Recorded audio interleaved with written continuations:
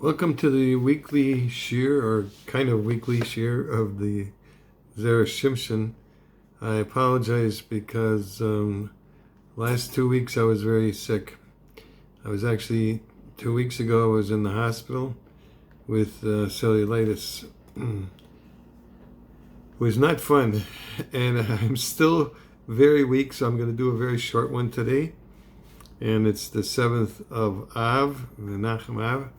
And I just wanted to mention that Rabbi Raphael Avitan, who's a big makubal over here, pointed out that the Apta Rabbi said that this Shabbos is one of the greatest Shabbos of the entire year. It has the possibility to elevate all of your prayers that didn't get elevated from the entire year. So it's very Heilige Shabbos. Keep that in mind when you're davening or whatever you're doing. The sound of the voice. V'yishma Hashem es koil divreichem v'yiktzov v'yishov al yilemor. Hashem heard the sound of your words, and he was incensed, and he swore, saying, why does the Torah need to use the word koil, the sound of your words? Clearly there is a lesson there that we are meant to learn from this seemingly extra word, since the Torah could just have said, Hashem heard your words. Zera Shimshon explains this by turning him to a pasuk in Sefer Eov. Eov's friend Elihu tells him, I am full of words. The spirit inside my belly distresses me. It's a pasuk in Eov 32:18. Sometimes a person can't stop himself from giving his friend a piece of his mind. His stomach or his heart is full, and he can't hold himself back from speaking. In such a case, a person shouldn't pay attention to the words emerging from his friend's mouth, because they are coming from a place of anger. But Eov's friend implied that he had a very important reason for saying what he was about to say. Although, as he said, I am filled with words, the spirit inside my belly distresses me, which showed that he couldn't restrain himself from telling his friend that what he thought.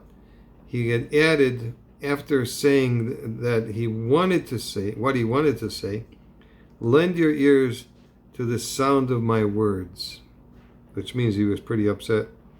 In other words, listen to the voice, the sound, to the underlying intonation of what I'm saying, and not just to the words themselves. Don't think that because I am angry, my words are not worth hearing. Instead, pay attention to the voice, the level-headed tone of what I am saying to you, and you will understand that everything I'm telling you is important. If Eov's friend would have only had said, listen to my words, Eov would have turned away and not paid any attention. Why should he listen to someone who has just admitted that he is very emotional and upset? That is why the friend stressed that Eov should pay attention not just to the words themselves, but to the sound of the words, to their implications and the way that he was expressing himself.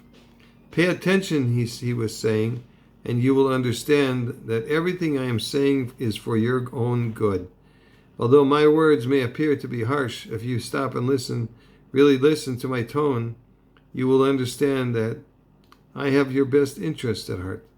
Says Zera Shimshon, this is what Moshe Rabbeinu was saying when he said, Hashem heard the sound of your words. The Jewish people had vilified Hashem by sinning with the spies. To some extent, they weren't responsible for their words, since they were frightened by the description of Eretz Yisrael that the spies gave them. The fear caused them to lose themselves and speak in a way that was inappropriate. The problem, Moshe said to them, was that Hashem was listening not only to your words, but to the sound of your voices, your intonation. When you spoke, it was with Yishuv Adas. You weren't confused. You knew exactly what you were saying, and you expressed your feelings pointedly. choosing your words to express maximum disrespect. This is why Hashem was angry at you for denouncing the land. Not so much because of what you said.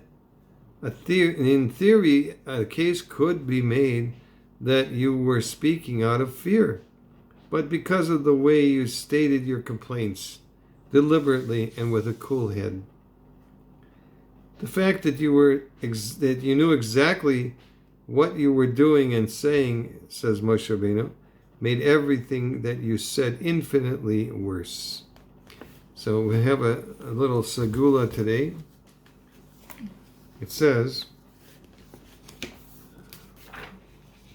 I mentioned earlier that there are countless Magidei Shir who go out of their way to deliver shirim in the Sefer Zera Shimshon all over the world. They do this because they feel achrayus for their brothers and sisters and want to help them in any way possible. One such Magid Shir is Rabbi Eliyahu Gross, Rosh Koilel Zichron Shmuel, from Bat Ramat Beit Shemesh. Rabbi Gross delivers a shir in Zera Shimshon via Skype to a group of Talmidim in Gibraltar, which includes people from other countries, England, USA, France, and Eretz Yisrael. The shir is delivered in English and is also uploaded into Lashon Kol HaLashon. The shir is delivered every Monday and Thursday. Rabbi Gross has 3 chavrusas who help him prepare for these extremely successful bi-weekly shir, which boasts quite a few participants. One of these chavrusas, a friend named Rab Towil, of course he's a Cohen, who had been learning with Rabbi Gross for many years. When they began learning together, Rabbi Towil, or Reb Towil, mentioned to Rabbi Gross that he was hoping to see Yeshua to the Indian of Parnassa. He'd heard how numerous people had been on the receiving end of all sorts of Yeshuas, and he hoped that learning the Sefer would be a zechus for him as well. About a month and a half after the two of them had been learning together, Rabbi Gross asked his chavrusa how things were going financially. "It's funny that you should ask," Reb Towil replied. "What do you mean?" "As a Kohen, I have a source of revenue that's unavailable to the average individual." "What's that?" He says, Rabbi Eliyahu asked his friend, "I can perform Pidyon HaBen for people who need them to redeem their firstborn children. However, there are a lot of Kohanim in Eretz Yisrael, and not that many people celebrating a Pidyon HaBen. At best, I was being asked to officiate at a Pidyon HaBen once every half a year, or even less frequently. But in the last month and a half, we began learning Zera Shimshon together. I have been asked to serve as a Kohen at a Pidyon HaBen no less than 6 times. Being a Kohen is paid 500 or 600 shekels a time. I made an extra 3,000 shekels in 6 weeks alone. There's no question in my mind that being asked to officiate 6 times a month and a half is not a natural occurrence, and that I have been the recipient of an extra special dose of Siyata D'Shmaya.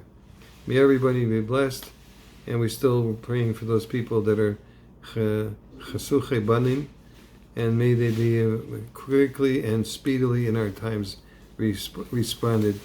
And that maybe, who knows, there could be one of these children could be the Mashiach himself. All right, I got a good Shabbos, Menachamav, and have a good Nechama, Yeshua's Korev. Kol Tov.